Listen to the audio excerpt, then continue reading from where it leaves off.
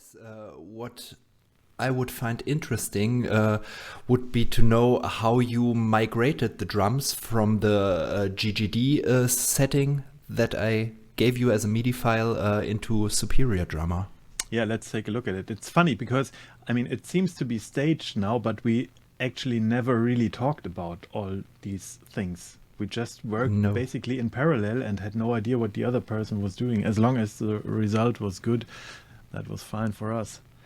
Yes, absolutely. So you gave me all these MIDI tracks, and it's the third DAW I used in this whole process because Cubase has such fantastic MIDI capabilities, especially when it comes to drums. You sent me the MIDI files for each song, and I imported all of them in one project. Let's have a quick look here. I did it in Cubase because you have this very, very flexible editor with drum names and such. You have it in Studio One too, but this one is even more advanced. So what I did first, I checked all the velocities. So I went through the whole song and checked again. I mean, you already programmed them very dynamically, but with a focus on the GGD drums, and they behave differently than Superior Drummer, so I basically adjusted every note again. And then I've put the Superior Drummer on the track. And what I did, I created a custom mapping according to the notes you've sent me. I asked you to show me your mapping. You sent me some screenshots, and in Superior Drummer I can create presets. So this is this. And I mapped all the MIDI notes you have used to the drums of the actual drum kit that we've chosen. So I only had to import the MIDI files, and the mapping was already correct for every song, and will also be for new songs if we decide to do them with Superior Drummer again. So what drum kit did you use from Superior Drummer? It's the Progressive Foundry, but I changed some cymbals and the snare, I think. I can't even remember anymore in detail. It's too long ago and I'm old. Yeah, but I basically customized the whole kit to my liking. I also changed articulations and stuff, and the reverb times or the sustain times for individual tracks, so that it sounded like a real drum kit, but already a bit refined or tuned. I think we have that on the toms, for example. I changed the envelope and the offset. And I think I even tuned some of the toms slightly. So I just had a pretty clear sound in my head that I wanted to achieve. And I think it turned out to be quite good. There is also processing on it. It's basically processing I would also use when recording real drums. So it's not over processing, it's more like the standard what you would do in a studio. So yeah, we can have a listen to one of these songs. Let's just take First Awakening.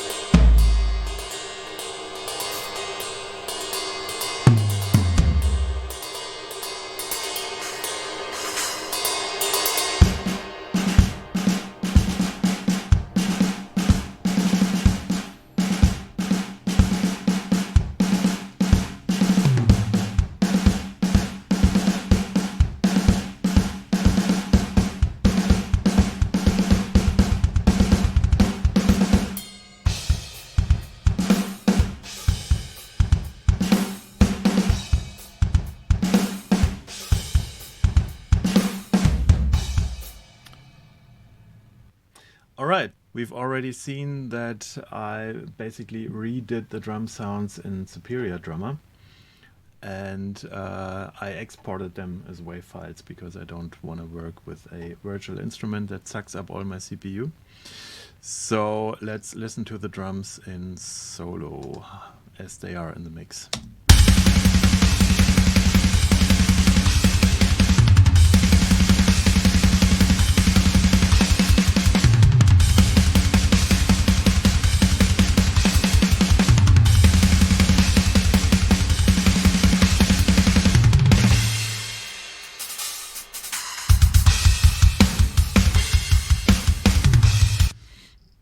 That was another challenge because I wanted to have them very fat and punchy without overpowering everything else. So after you gave me the demos, I redid the drums in Superior Drummer because I like the Get Good drums, but they do sound a bit overprocessed for me. I didn't feel that I had too many options to work with them, so I wanted to have very much unprocessed drums from Superior Drummer, and I wanted to keep it as natural as possible while also being very punchy, and so I again mixed some approaches. I basically kept the individual tracks as they came from Superior Drummer. I didn't do any processing on them. Let's listen to the kick in. Kick out. Kicks up. What I did was to add some samples because I felt they needed some more reinforcement. So I used Slate Trigger with a combination of different samples, I think by George Lever and Jens Bogren again. And I even have 2 trigger tracks going on. This one is more for like the slap. We can listen to it. And this one is more fat, basically. Actually, yeah. And I tried to keep it still natural by not killing the velocities and stuff. I wanted to keep it as dynamic as I could. And I summed all these individual kick tracks on one bus again. So that's a combination of the real Superior drums added with Trigger. And we can quickly have a look at what I've done here. Not too much again, actually. Just some EQ.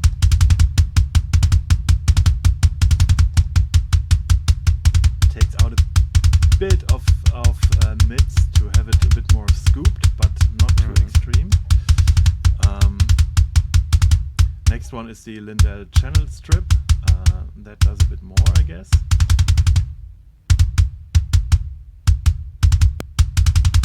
Yeah, the compression adds a lot of punch. Yes, it does.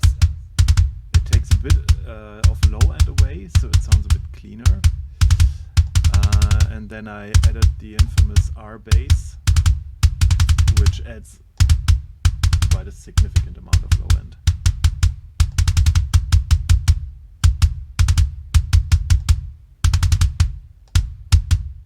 That's a dangerous one.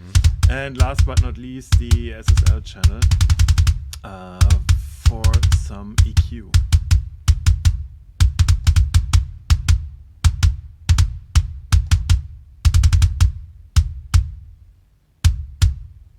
So that's it on the kick drum. I also have another EQ prepared for double bass parts where I have to take out more of the low ends so that it doesn't have a big build-up in the bass thingy. This was not a sentence, but we leave it in. Yes, we do. Awesome. We dare to talk bullshit. Yeah, bullshit. We haven't talked enough bullshit yet, I think.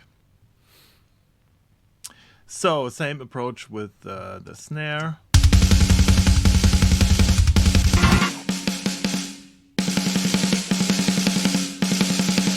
snare top, no processing, snare bottom. And even more samples. Like this one, for example.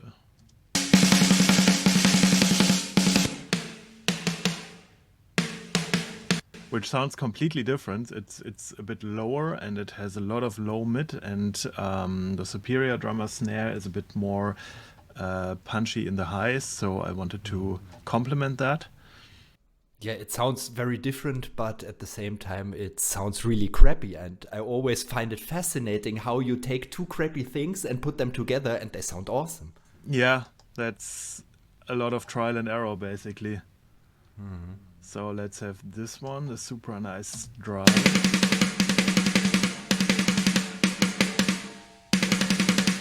That's actually a very good sounding snare. And the last one. I used it only for some ambience, so I didn't have too much. I didn't have to use too much reverb on it, and could rely a bit more on the sound of the actual fake snare itself to get it roomy. Yeah, so that's the snare. And of course there is some processing on the bass. There is a transient designer. This one is actually amazing. Let's turn it on and off.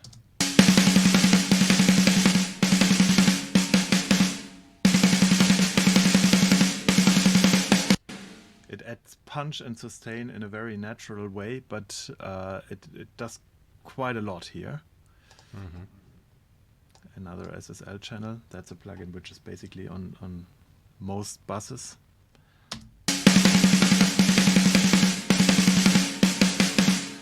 A lot of EQ going on.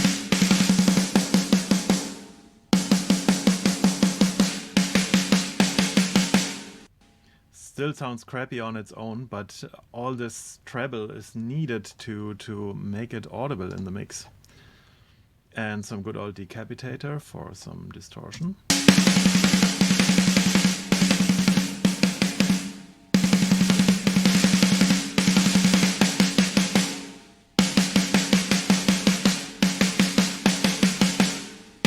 And a bit of EQ to tame the high end I introduced.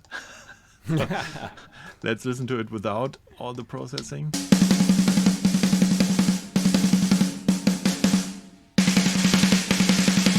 And now let's make an experiment and see how much we could hear from the snare in the mix without the processing on it.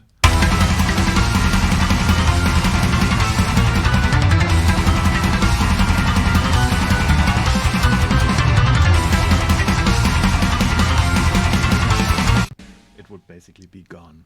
Yes, it gets drowned completely. Yes. And to make things even worse, it also goes to a drum smash bass quite loudly, which is somewhere down here. And this one gets fed by a lot of the drum tracks, basically only shells, no cymbals or rooms, and it destroys and crunches the sound even more.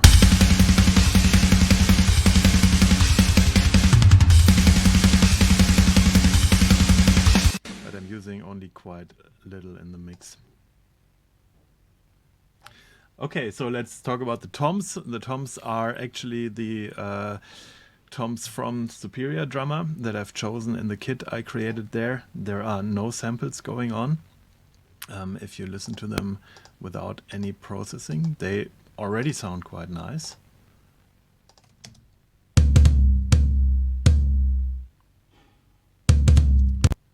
There's the typical mid-mud going on, but they already sound very round and full.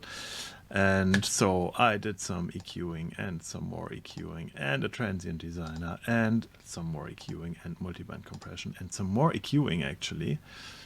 And maybe some more EQing, and they sound like this now.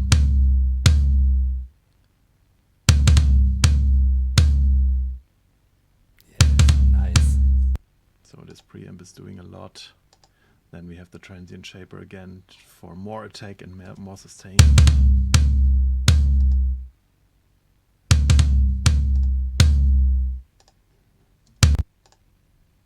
And we got this channel going on for a bit of EQ.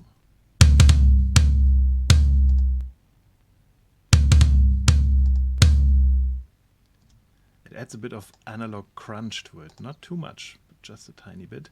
And because it already started to get a bit boomy, I added some multiband compression to control those frequencies again. I wanted to have it boomy, but not too long.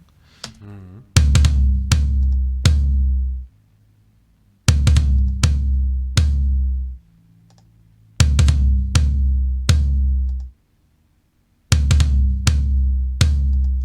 Sounds a bit cleaner. Yes, and again, I find it really fascinating to see how subtle the changes are that every single step does. But I can imagine if you put them all together, you've got to have a pretty clear vision where you want to end up sound-wise. Partly. I mean, I do have the vision, and I start with 1 or 2 plugins to get it in shape somehow, and then I listen to it in context. And I think that's the most important thing. I would never ever sit there like we do it now and listen to a tom in solo for this long, because I wouldn't learn anything from it. I have to know how it sounds with everything else on, and hence the subtle steps, but many steps, because as soon as I change something on the bass, it might interfere with the toms again, so I might have to add another stage on the tom processing to balance it again. And that's why we have so many stages with little stuff going on. I'm not a fan of doing a lot in one step, because you would lose the original sound so quickly if you would do that. That's why it's so important to capture the sounds as you want to have them.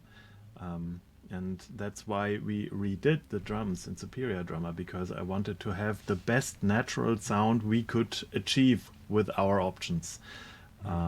So that I would have to do only what's really necessary. That's really super important, and I'm still learning and learning and learning how to do that. Yeah. Nice. And I think we can be really happy with where we ended up with, because no one so far complained about the drums being programmed and not played by a real drummer. That's actually true. Yeah, but I mean, that's also your job, because you programmed it. I just did the sounds, and the programming to be natural is quite a tough job as well. And I think you did the same thing here as with the guitars. It's not all exactly on the grid, and it's not robotic. No, it's all about subtle variations in the volume and how the notes are placed. Right. Yeah. And sometimes it's such little differences between like a tom fill sounding like it's played by a drum machine, or it could be played by a human. Yeah, it's even hard to explain. It's just a feeling thing in the end. Yeah. I wouldn't even know what the difference is, but I could clearly feel it. Yeah. Yeah, so much. I mean, the individual toms are basically processed the same accordingly. So that's it. They also go to a drum smash bus and to a tom verb to have some more room, and that's it. Okay, so finally, let's probably have a look at the cymbals. Yeah, I mean, the overheads are quite an important part. I chose the tube overheads from Superior Drummer. It gives you like 6 different overhead tracks, and I didn't want to mess around with too many of them. So listen to them in solo.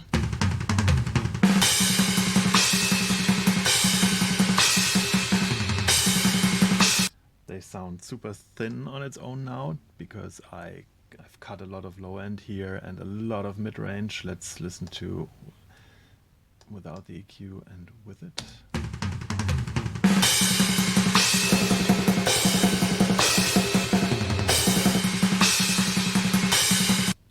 we don't need these frequencies in the overheads, because we get No. here we have the punch from the snare, and we have the guitars going on, we have the vocals going on, so we don't want to have it filled with cymbal noise, and we also don't want to have this wobbly low end going on here.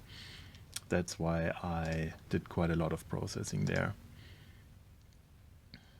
And some multiband compression to tame the high mids and the highs.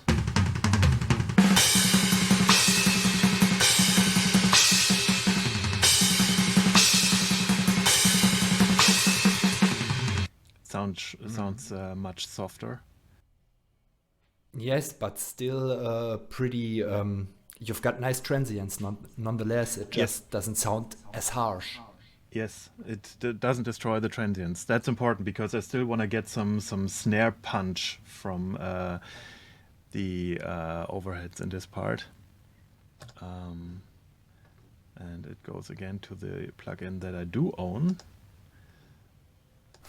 but I forgot that I do.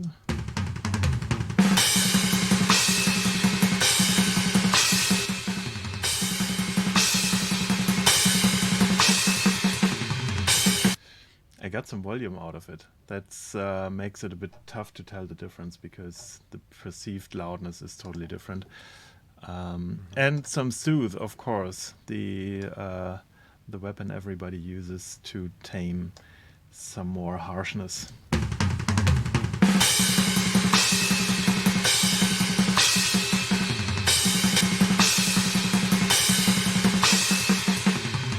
That's a magical plugin, because it really takes out exactly those elements that hurt and leaves the overall sound intact.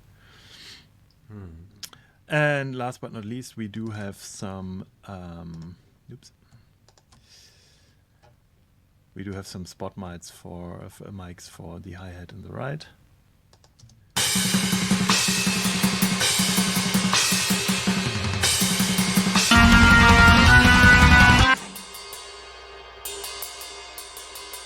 Which goes very well together with the overheads.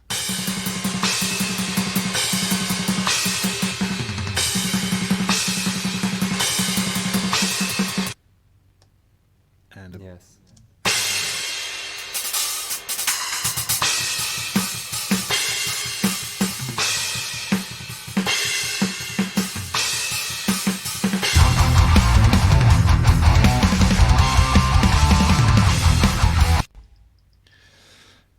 And of course, rooms.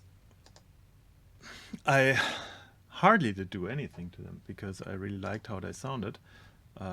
Just a bit of corrective IQ took out some of the very low frequencies, and I have it compressed.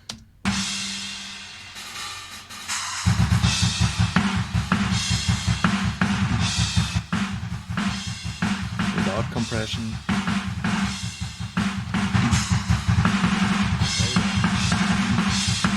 The snare gets a lot of its aggressiveness from the rooms.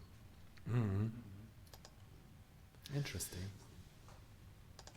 Yeah, and so here we are. That's it, our programmed drums broken down. So let's please hear them together.